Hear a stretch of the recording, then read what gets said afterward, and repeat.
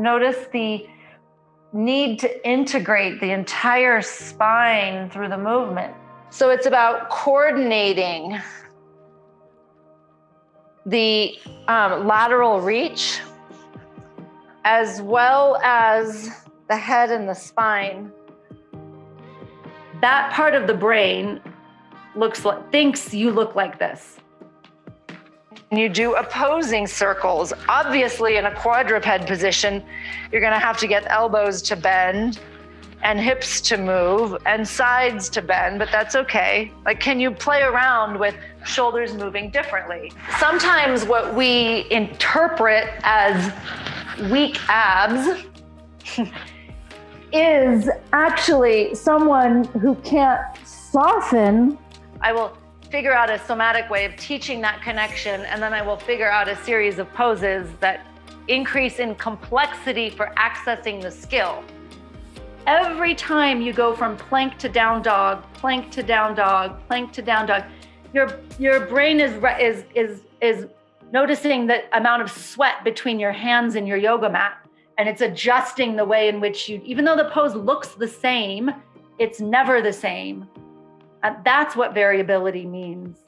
I just allowed softness. And do you see how my chest sinks when I do that? Right? My chest doesn't rise when I do that. That's what adults do. Right? My chest sinks. So I'm over on my side. Coming into it from child's pose and being able to peel my spine open and then being able to come back. Like the spine being able to move and the ribs being able to move.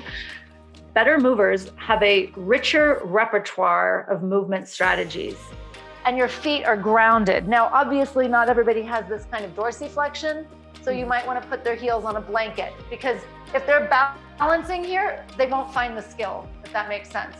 So really be sure to emphasize the foot connection, because that's the skill that you're teaching. Or maybe you have the feet at the wall in plank, because the head at the wall would be more the crown, but you could do the feet at the wall and plank and then really feel that connection because you have something to push into.